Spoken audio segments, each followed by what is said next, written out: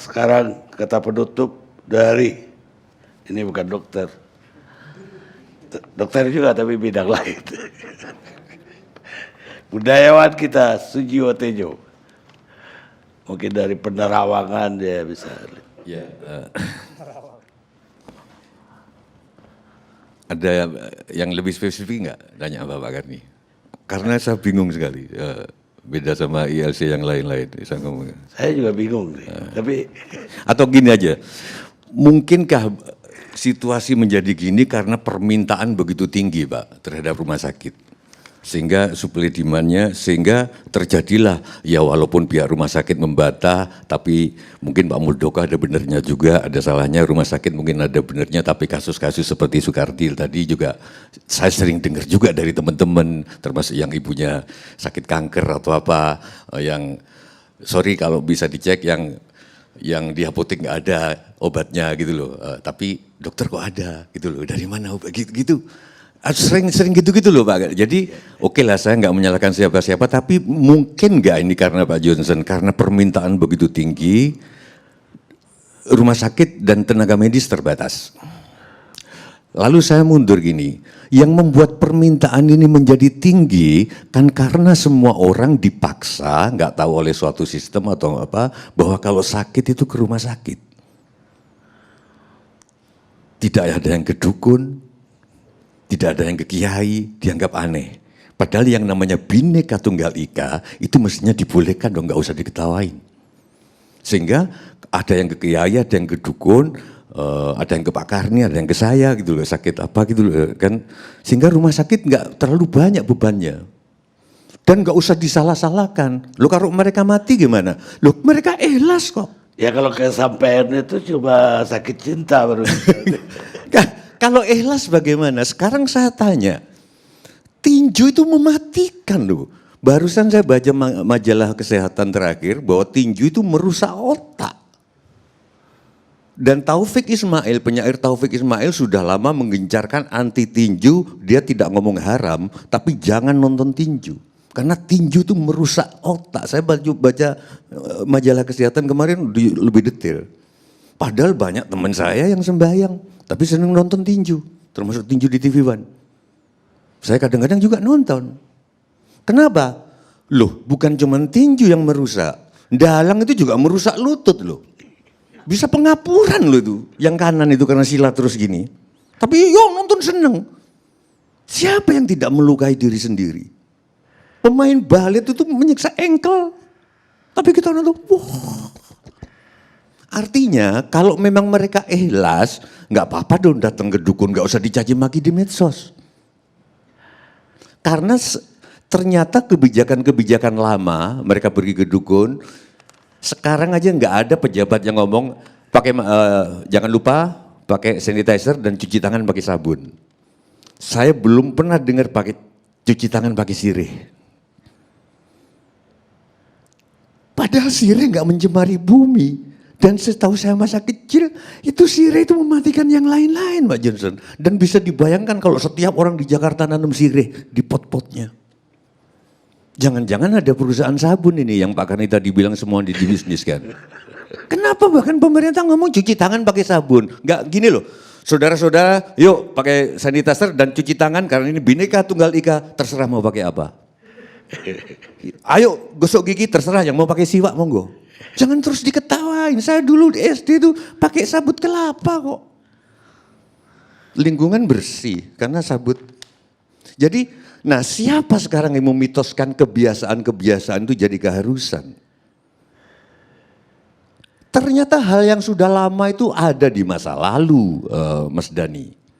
Saya selalu update ilmu pengetahuan Pak, karena saya suka ilmu pengetahuan, walaupun di sana dukun. Ternyata menurut ahli saraf, kebahagiaan itu tidak akan ketemu Mbak Wince, kalau kamu mencarinya.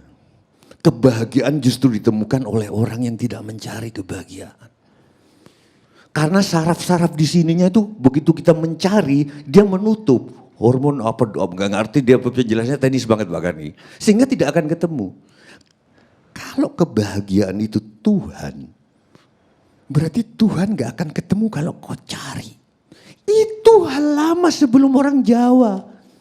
Masih Sanskrit saya baca misalkan Ring Ange Beki Yoga Kiteng Sakala. Dia adalah yang terlihat jelas ketika engkau tidak berusaha melihatnya. Kahidep Pamarikasitan Kahidep. Dia adalah yang tersentuh ketika engkau tidak berusaha meraba-rabanya. Katemu Sita Pamarikasitan Katemu. Dan dia yang adalah yang kau temukan ketika kau tidak mencari. Di beberapa ajaran-ajaran lama kalau kita mencari, misalkan saya guru sufi gitu, setiap hari mencari sufi gitu. Bapak datang ke saya, banyak cerita sufi. Kamu kan baik, mau belajar tasawuf. Tuh, ke sana, ke Pak Karni. Yang tidak ngaji, kelihatan ngaji, tapi dia bekerja tiap hari, disitulah dia menemukan Tuhan dari hatinya menjadi presenter. Waktu itu diceritakan tukang cukur tuh di bawah pohon randu, itu sufi sejati, kenapa siang hari dia bekerja. Mundur lagi ke wayang, ternyata wayang sejati yang pencari Tuhan itu Bima, karena dia gak pernah macam-macam, dia bekerja.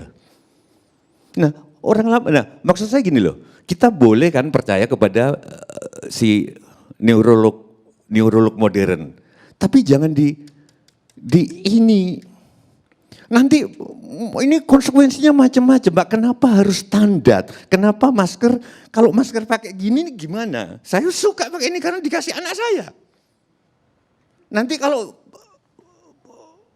padanannya, oke, ini harus standar ya masker karena harus standar, maka mobil-mobil juga harus standar. Avanza itu kurang. Karena yang bagus itu kayak mobilnya Pak Karni gitu loh. Karena platnya lebih tebal, jadi kalau ada, orang nggak pakai mobil semua. Karena nunggu yang sekelas mobilnya Pak Karni, saya harus bekerja berapa tahun untuk bisa kayak mobil kayak dia. Gini loh, kenapa sih? Oke, saudara pakai masker scuba, tapi hati-hati ya, jangan terlalu dekat karena itu nanti. Jangan terus, apalagi ada SNI. Yang bikin masker ini ekonomi bangkit. Makanya, nah sumber saya kebingungan itu kenapa kok saya harus menemukan ini. Jangan-jangan ini menjadi dokter jadi dalam tanda kutip, sorry Pak Nazar, jadi sewenang-wenang karena terlalu banyak permintaan masyarakat. Coba makin berkurang 50% karena 50% juga lari ke kiai, ke kuburan. Ya biarin aja. Lu kalau mati, ya mereka ikhlas, petinju itu ikhlas mati kok. Nah maksud saya, kita itu nggak perlu lockdown kota, nggak perlu lockdown daerah. Sekarang yang kita perlukan lockdown diri sendiri. Bukan saja nanya negara itu apa, bukan saja nanya komunitas itu apa, nanya aku ini siapa, apa. Dari situ, oh ternyata aku perlu teman. Teman-teman berarti perlu komunitas. Komunitas kumpul-kumpul ternyata perlu negara. Baru, oh ternyata aku perlu negara. Kalau nggak kita bingung terus Mas Jason. Di COVID ini begitu banyak pertentangan. Misalnya, Pak Luhut baru dilantik, waktu itu jadi penanganan COVID, bahwa 2 minggu harus selesai. Pada saat itu, terus ada pilkada nggak bisa diundur, karena belum tahu COVID akan selesainya kapan. Loh, kalau aku jadi Pak Luhut tersinggung loh. Aku tersinggung banget kalau saya jadi opung. Gila, aku dilantik jadi banyak lagi. Aku ketemu Pak Mahfud di Jogja, Pak Mahfud MD, orang Madura itu. Tidak bisa Dik Tejo. Kalau pilkada ini mundur, nanti akan banyak BLT itu 200-an lebih. Iya juga sih. Kan banyak BLT, nggak bisa mengambil. Tapi terus saya dalam hati, gimana dengan pandangan ekonom-ekonom? Bahwa kalau pemerintah ini nggak ada, ekonomi tambah maju kok. Kalau pemerintah ini tidur, ekonomi tambah jalan. Benar juga. Jadi, terus tadi yang Dokter Tirta itu, kita dilarang demo, tapi dibikin suatu tindakan yang membuat orang demo. Bingung, terus aku melockdown diri sendiri ini, terus lahirnya seperti ini Pak Karni. Jadi, terus tadi Pak Luhut di awal-awal, tolonglah itu, kau tahulah teman-teman menahan diri. Aku sering gunakan di sana, ya betul menahan diri. Pertanyaanku, kenapa anggota DPR gak menahan diri juga untuk gak, itu aja sih. Bingung aku kan, akhirnya aku melockdown. Tuhan, aku ini siapa? Aku harus gimana? Sudahlah sekarang saya ini Aku setuju Mas Josden dan Pak Garni. PSBB kedua ini lebih repot karena orang tabungannya makin tipis. Dulu saya minta sumbangan di PSBB pertama, gampang Pak Dani, ke teman-teman. Untuk ngasih seniman-seniman lanjut di Solo, di Jogja. Tinggal calling tuh, mungkin duitnya masih banyak. Sekarang udah makin tipis. Terus kedua, udah bosen takut. Bosen takut. Udah nggak terlalu di rumah lagi. Jadi oke, kalau gitu sekarang gini loh. Kalau dulu kita itu niatnya makan supaya kita kenyang, yuk kita ini katakanlah pemerintah nggak ada gitu lah ya, katakanlah nggak ada. Kita sekarang kalau makan Pak Dani, niatnya aku aja 50% untuk ngasih kerjaan warung. 50% karena kita lapar. Kita kalau ada pintu rusak rumah jangan sampai nunggu pintu itu rusak. Sebelum rusak menjelang rusak dandanin supaya ada tukang bisa kerja. Yang sekarang pakai mesin-mesin cuci itu tolong hentikan, panggil tetangga yang bisa nyuci. Udah itu aja, kalau enggak kita kriminalitas. Saya melakukan itu. Oh sorry enggak, janganlah, nanti ria gitu. Terus saya kira itu Pak Gani, Pak Muldoko ada benernya, karena itu ada tapi nggak bisa dibuktikan gitu loh. Gimana sih kalau kita... Aku itu ke dokter kalau nggak dipaksa istri nggak pergi loh Pak. Karena saya percaya pada wirid. Loh iya Pak, tapi nanti dibilang, loh kok percaya gitu. Gimana sih? Zikir Gofilin itu sakti itu. Gitu. Tapi kalau dipaksa kan laki-laki harus nyenengin istri kan. Ya udah pergi ke dokter. Kalau nggak saya aja Pak Karni nanti. Dia kan, saya kira gitu Pak Karni. Jadi endingnya yuk kita... Jangan-jangan, oh ya kebiasaan yang terakhir, ini Pak pertanyaan saya dong tolong dijawab semua. Ini kan yang jadi persoalannya Soekardi dan Wince juga, dan mungkin saya belum pernah ngalami. Mati karena COVID itu nista. Itu dari mana? Kalau mati karena bunuh diri terus nista, iya. Karena diperkosa, iya. Karena pertanyaan-pertanyaan polisi atau teman saat itu jadi trauma kan. Masa kalau ditanya COVID, kamu ketemu tukang bakso di mana? Aduh, kan nggak kayak kamu ketemu laki-laki itu tengah malam. Aduh Pak, saya jangan ngegit itu lagi. Kan COVID kan. Bahkan seorang dokter sendiri yang Mak Nastar tadi cerita, THT ya, dokter mata, katarak menyembuhkan kena dari pasiennya. Terus kalau dia meninggal COVID, terhina. Saya lewat forum ini Pak Karni mempertanyakan, mungkin Pak Karni juga bisa jawab di akhir ini, dari mana kita punya pendapat bahwa mati COVID itu hina? Terima kasih.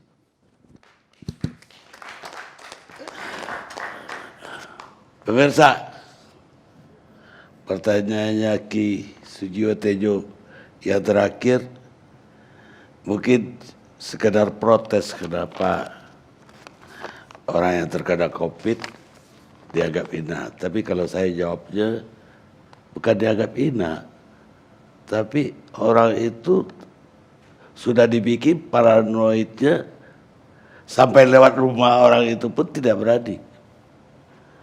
Jadi takut sama, karena kampanye juga dari dari pihak yang berwenang menyebabkan masyarakat itu takut.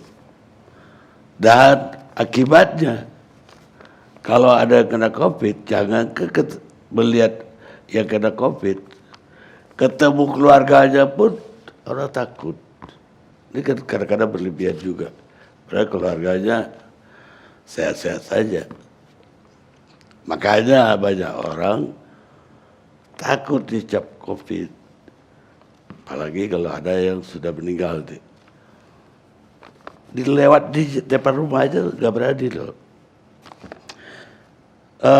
Kita punya topik judul, benarkah rumah sakit mengcovidkan semua pasien yang meninggal?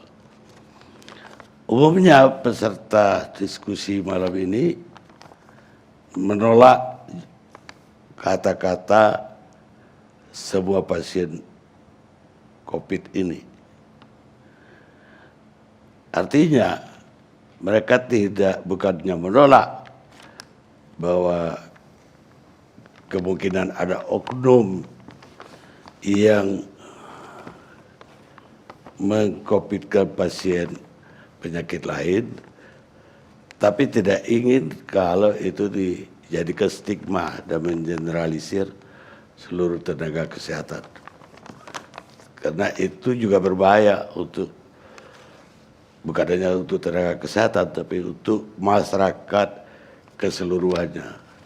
Tapi dari uraian tadi tercermin juga bahwa memang ada kepentingan bisnis atau ekonomi di balik pandemi ini. Dan itu saya kira tidak bisa dimungkiri. Baik dengan tingginya harga rapid PCR tadi, maupun sekarang pertempuran untuk memenangkan atau kompetisi dari vaksin yang dijanjikan akan bisa beredar di awal tahun. Dan itu yang kompetisi bukan lagi rumah sakit, tapi udah negara lawan negara. Nah, kita nggak tahu nanti bagaimana pula kepentingan bisnis di balik vaksin itu nanti. Jadi di balik ini yang kebayang itu uang besar. Seharusnya manusia itu adalah makhluk yang lebih mulia daripada sekedar makhluk pemburu uang, kata Muhammad Yunus, ekonom Bangladesh. Kami diskusikan, Anda simpulkan. Kita ketemu LC yang akan datang.